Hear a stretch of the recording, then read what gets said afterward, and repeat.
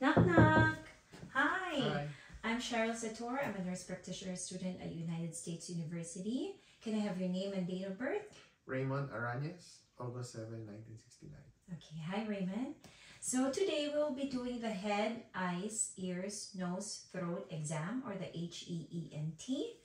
And before we begin, I would like to get your permission to record and upload this video on YouTube as unlisted for my professor to view and grade. Do I have your permission? Yes.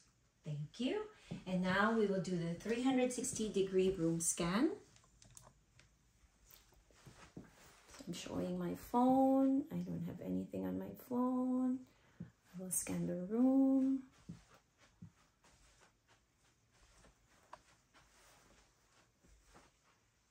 Again. All right.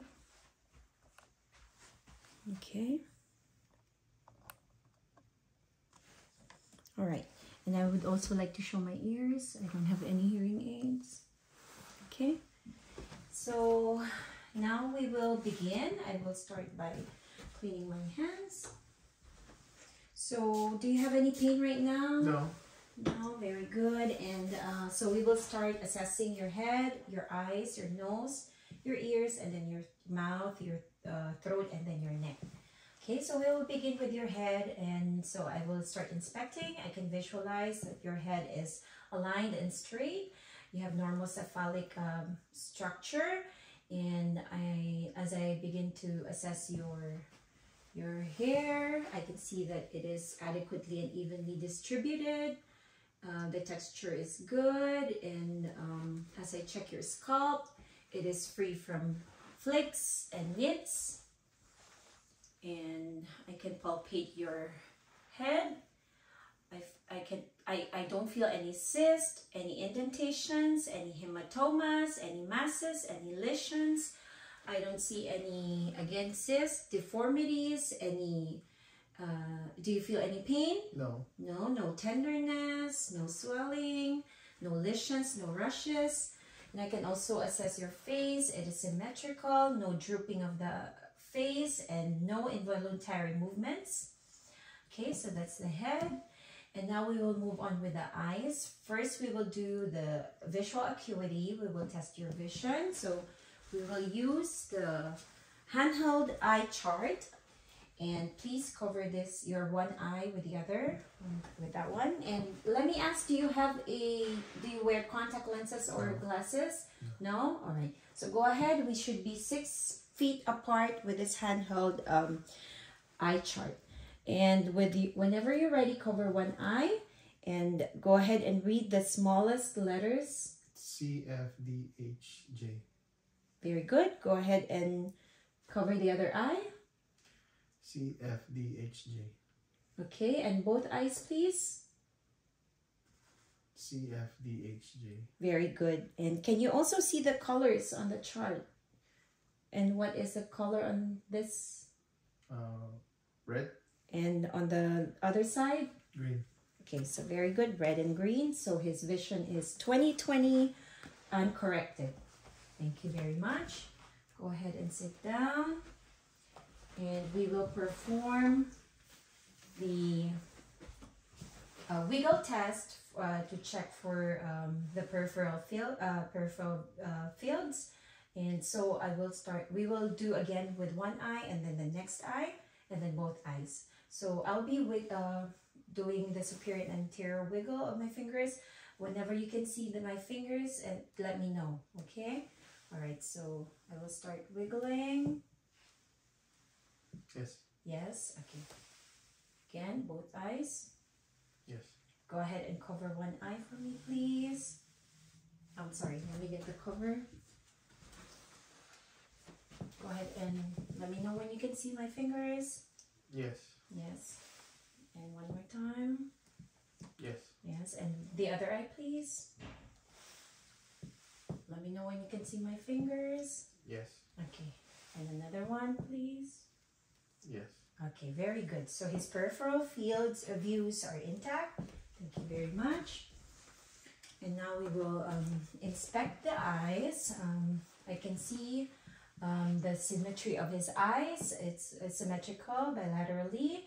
There are no lesions, no drainage. I will stay on the side and look at his eyes. I don't see any from my view. On tangential view, I don't see any exophthalmos or bulging of the eyes. And as I face my patient, I don't see any drooping of the eyelids or ptosis. And I will inspect the corner of the eye with my light source. I see there's the cornea and the lens. There's no opacities. And on the other side, again, there is no opacities, and both for the cornea and the lens. And I can also assess that his eyes are, the pupils are equally round at the size of 4 to 2 millimeter, and the sclera is white, and I can see that his if I press down on your eyelid, look up, you can see his conjunctiva is clear, pink and moist and transparent. And there is no scleral icterus or jaundice noted. Very good. The eyebrows and the eyelashes are evenly distributed as well. And there are no lesions, no drainage. And I can check also for the lacrimal sac. There is no swelling, no dryness, no drainage as well. Okay, and I will inspect for I think that's it for the eyes, the sclera, the iris markings are sharp. And so we will move on with the fundoscopic exam. Okay, I will get my light source.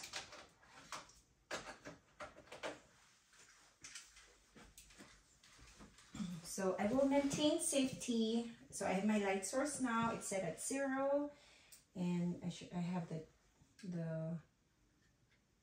brightest setting and the largest view.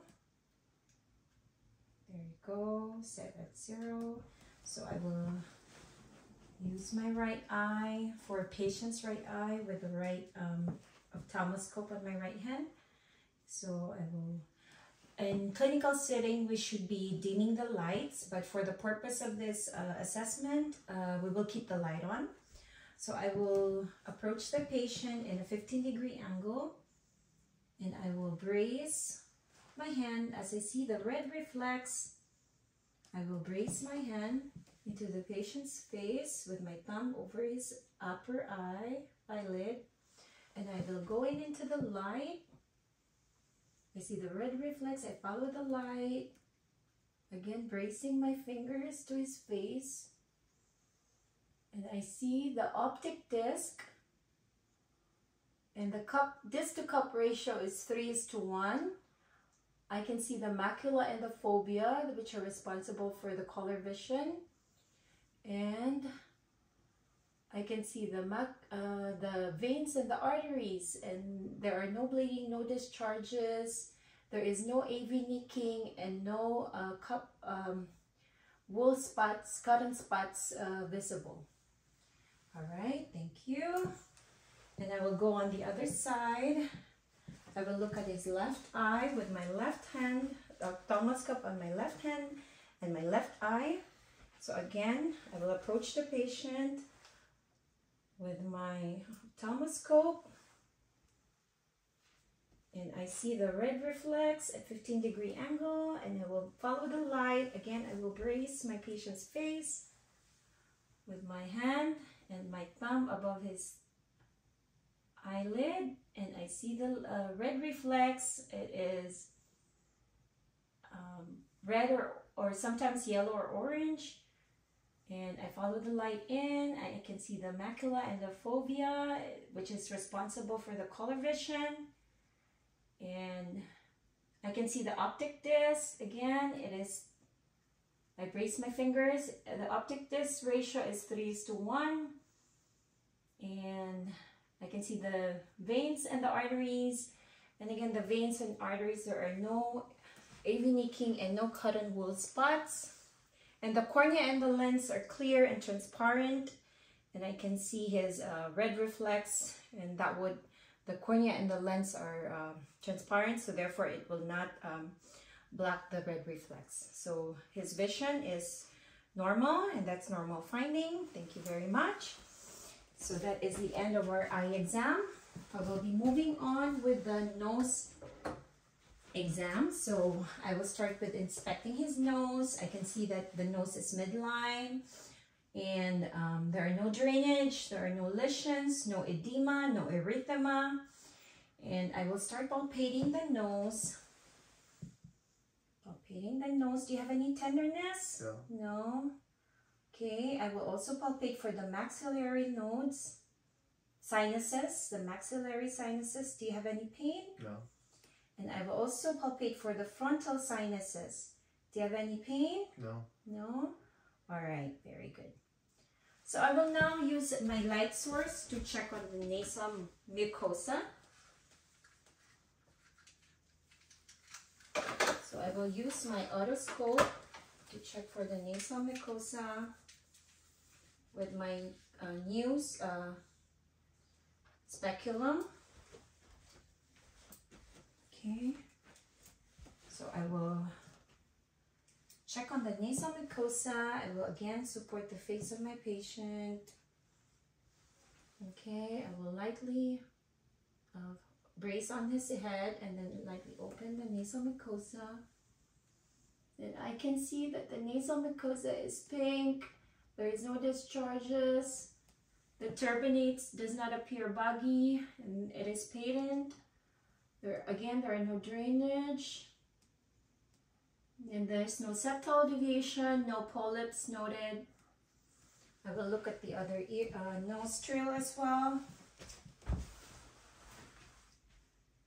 Again, support his nose. Be open and checking for the nasal mucosa. Again, supporting my fingers to his face for safety. The nasal mucosa is pink and there is no drainage. The turbinates are not boggy and patent, and there is no septal deviation and no polyps noted. Thank you very much. So that is the nose. We will be checking for the nasal, the sense of smell, or the cranial nerve 1, or the olfactory nerve. But first we will check for patency. Go ahead and cover one nostril and try to see. Yes, very good. And the other nostril. Okay, so we're checking for patency, but we will also check for the sense of smell. Go ahead and cover one nostril for me, please. If you can smell this. Yes. And what is it? Onion. Onion, and that is correct. And go ahead and cover the other nostril for me, please. Go ahead and curry, and that is correct. So his sense of smell, the cranial nerve 1, olfactory is intact. But the sense of smell is good, and that's a normal finding. So now we will move on with the ears. Okay, so I will start by inspecting the ears, the external ear. By symmetry, the ears are symmetrical, the placement is proper. To his face, I don't see any discharges, I don't see any lesions or rushes, no erythema. And let me check on the other ear as well. Again, the ear canal, the external ear, there is no drainage, no rushes, no lesions, no erythema. I will be checking on the pinna, the tragus, palpating on the tragus and the pinna. Do you have any tenderness, including the mastoid bone? Any tenderness? No. No? Okay, very good. And then we'll check again on the other side, the tragus and the auricle, the pinna, and the mastoid bone as well. Do you have any tenderness? No? No? Okay, very good. So now we will be checking the external canal. I will use my light source. And again, I will use my right hand to his right ear, and I will make sure that I will keep my safety, especially on using the otoscope. I will use my fingers to brace his face to the speculum, and my other hand will be on his head. So for adults, we normally to straighten the ear canal, we have to firmly but gently pull up the pinna and then up and back, okay, to straighten the ear canal. So I will go ahead and look at the ear canal, and as I brace my fingers to his face for safety, I can see that his tympanic membrane is pearly gray and translucent. There are no discharges, there are no lesions, and I can see the cone of light is, for the right eye, it's at 5 o'clock. And that is a normal finding. I can see the malleus, the umbo, and the annulus. So that is a normal finding for the right ear. I will go ahead and do the left ear. Again, this time with my left hand, with the otoscope on my left hand, I will check his left ear, and again bracing my fingers to his face for safety. Okay, and again for adults, up and back to straighten the ear canal. And I will go ahead and check his ear. Okay, the ears, I can see the tympanic membrane. Again, it is pearly gray and translucent. I can see the cone of light, it's at 7 o'clock. And I can see the malleus and the annulus and the umbo. And there are no discharges, no drainage, no redness, no erythema, no swelling. And that is a normal finding. And let me just quickly do the tug test. Do you have any pain here? No? How about on the other ear? Do you have pain here? No. No, and that's a normal finding. If there's any pain, we usually do this at the start before we check the middle ear, the ear canal. That would indicate inflammation or infection, but so far with the tug test, patient is negative for pain or tenderness, and that's a normal finding. All right, so now we will move on to the mouth and the throat and the neck. Okay, so I will start by inspecting the mouth. His lips are symmetrical.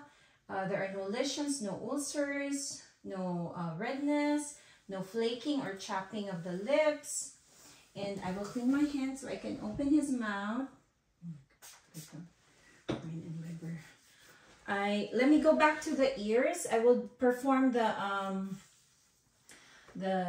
acuity test for the vestibulocochlear cranial nerve 8. So I will do the whisper test, and I will do the whisper test, I will do the Weber test, and the Rin test. So I will start with the whisper test. So I will be occluding his right ear, pressing on his tragus, and I will whisper, and let me know if you hear the words or the letters or the numbers. Okay, so occlude the right ear. 826. 826. Okay, and I will go on to the other ear. Again, I will occlude the tragus. V56. V56. Okay, very good. So his hearing is good based on the whisper test, and we will now move on to the Weber test. So in this test, I'll be using the tuning fork. This will test for lateralization, meaning to say the hearing between the left and the right ear. So we will assess if you can hear bilaterally the sounds or just on one ear. So we'll be able to do that with the Weber test. So I will go ahead and strike the tuning fork. Let me know if you can hear the sound. Yes.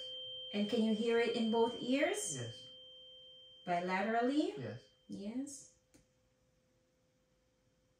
Okay, so very good. He passed the Weber test.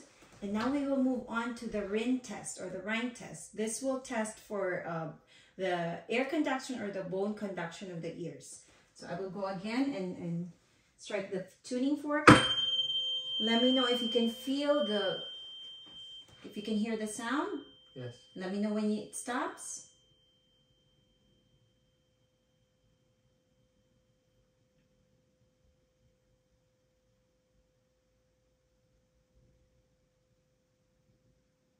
Yes. Yes? Okay, I will place it lateral to the ear. Yes. Let me know when you can't hear it.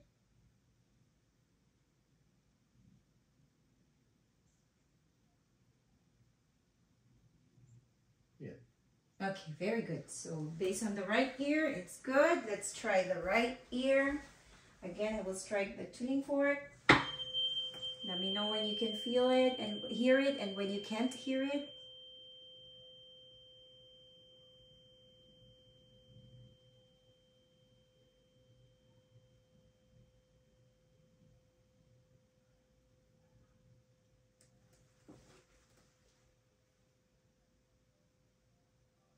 Yes. Yes. Let me know when you can't hear it.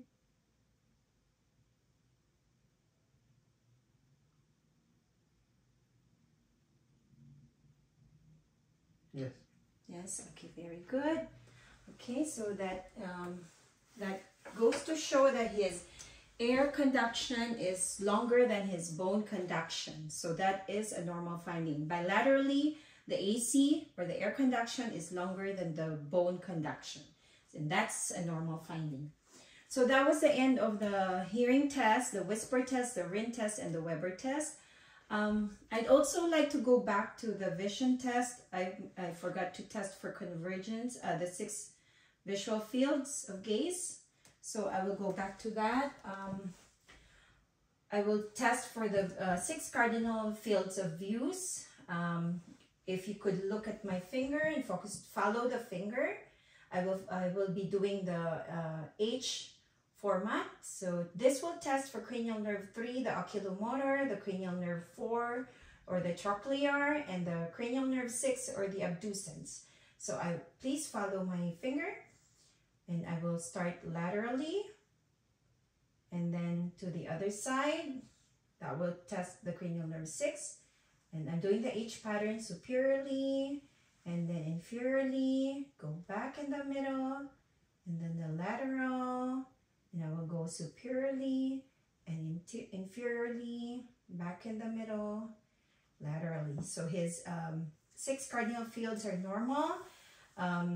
His gaze is normal, and I did not notice any nystagmus or fine oscillatory movement of the eyes, or jerky movements of the eyes, and that's normal. So he doesn't have nystagmus. And I will now assess for convergence.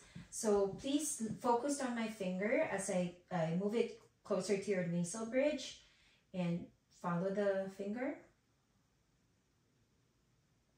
And I can see that his eyes are turning inwards, and that's a normal finding, that his convergence is good, and his cranial nerve 4 is good as well. The following down, the eye, a voluntary movement of the eye falling down and in the middle.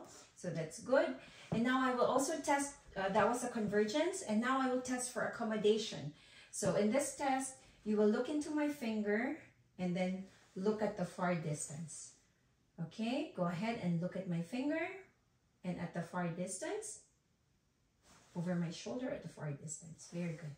And again, look at my finger and at the far distance. Okay, so based on the accommodation test, I can say that his vision is good. His pupils would constrict when he looks into the finger, and the pupils would dilate when he looks at a distance, and that is a normal finding for accommodation. Okay, so thank you for that. That was that completes the eye vision test and the ear test. So again, let's go back to our mouth and throat and neck test. So I will, as I have inspected his lips, I will move on to checking his mouth. So again, I will clean my hands, and I will use the gloves. Okay, And go ahead and open your mouth. And I can see that I can see his mouth is pink and moist. The lips are pink and moist. The gingiva is pink and moist. There are no swelling. Sorry, I'm gonna have to open. The dentition is good and complete. There are no missing teeth. I don't see any cavities. He has some fillings done, but there are no cavities. The gingiva is pink and moist. There is no hypertrophy. There is no swelling. And the tongue is midline. Very good. Go ahead and stick your tongue out. So the glossal, the cranial nerve hypoglossal, or cranial nerve 12, and it's intact. There is no deviation. It's straight. And I will go ahead and check his, go ahead and stick your tongue out again for me, please. I will check his uvula and his tonsils. His uvula is midline, it's pink. There is no redness or drainage. The tonsils is +1 in size, and that's normal. And I see that his uvula, there's no redness or no drainage or swelling, and his tonsils, there's no swelling, there's no redness. The uvula is midline as well. Can you say, go ahead and stick your tongue out. Stick your tongue out, please, and go ahead and say ah. Okay, the uvula is midline. It rises when he said the I, so his cranial nerve 9 and 10, both the glossopharyngeal and the cranial nerve 10, the vagus is intact, and I see that his soft palate are intact. There's no deformity. His tonsils are intact. Can you go ahead and lift your tongue up for me, please? Okay, I see his submandibular salivary ducts are intact. There's no deformities, and his soft palate are intact as well. There are no deformities. There's no lesions, no rushes. I don't see any thrush, any leukoplakia. And his tongue, the papillae are intact and evenly distributed, and the size is 1 millimeter. And so again, I also checked his posterior pharynx, and it is normal, and there's no swelling, no drainage, no inflammation noted. Again, no thrush, no leukoplakia in the oral cavity. The buccal mucosa is moist and pink and moist. Again, no ulcers, no thrush, no rushes. So the oral cavity, including the teeth, the dentition is good. So the oral cavity is good. Okay, and now we will move on with the lymph nodes. I will be palpating the lymph nodes starting at the preauricular lymph nodes. I will use the pads of my 2 to 3 fingers starting at the preauricular. I will be palpating for pea-sized, mobile, and non-tender nodules, which should be normal. If anything outside of the normal, if there's any tenderness, any immobile nodes, or larger than pea-sized nodes, that should be assessed further. So again, the preocular, I don't feel any nodules in a circular motion. I will also palpate for the posterior auricular, post-auricular nodules, and I will go down into the tonsillar nodules, the submandibular nodules, and the segmental nodules below the chin. I don't feel any nodules. The anterior cervical nodules, I don't feel any nodules. And the posterior cervical nodules just behind the sternocleidomastoid muscles, sternocleidomastoid muscle. I don't feel any nodules. And also the occipital neck right behind the neck, occipital nodules. I don't feel any nodules. So all his lymph nodes are normal. There's no deviation and upon palpation. So now we will move on to the checking of the thyroid. Oh, I will also do the shrug test to check for his trapezius muscle for the accessory cranial nerves, cranial nerve 11. So I will do a shrug test. I will put some pressure on your shoulder. Go ahead and try to resist. Okay, so his trapezius muscle is good. The shrug test, he passed it. His accessory muscle, cranial nerve 11, is normal.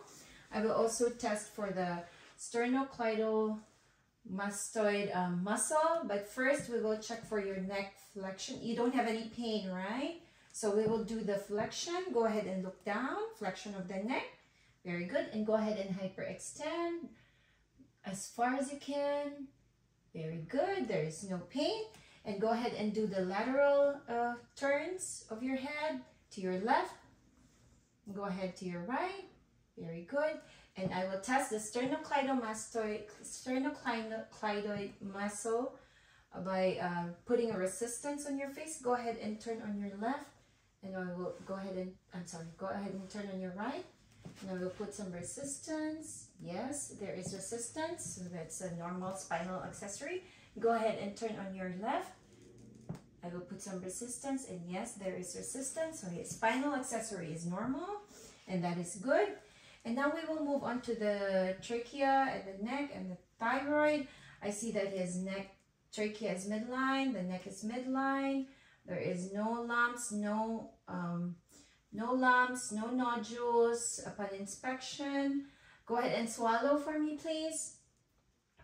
Okay, so the swallowing, I can see that he doesn't have any goiter, any nodules, any masses. I will look at the tangential view. I will stay on his side, and I don't see any nodules or muscle or masses or lumps. I will go on the other side as well for the tangential view, and I don't see any nodules, masses, or goiter or lymph nodes, and that's a normal finding. So I will now stay on the patient's back, and I will assess the thyroid, starting with the submental, and I can feel the hyoid bone down to the thyroid cartilage, and I can palpate for his cricoid cartilage right here and down the isthmus, and my fingers are now on the second ring of his trachea. So I go ahead and swallow.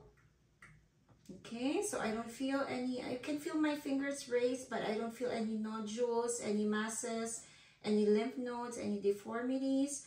I will also check for the placement of the trachea. I will move it to one side and also on the other side.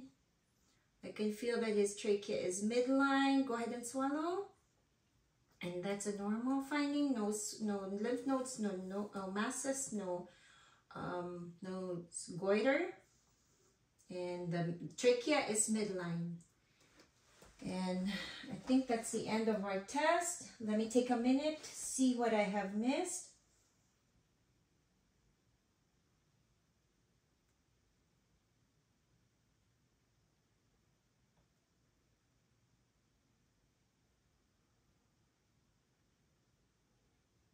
I think that's it. I have completed the test for the head, ears, eyes, nose, throat exam. Thank you very much.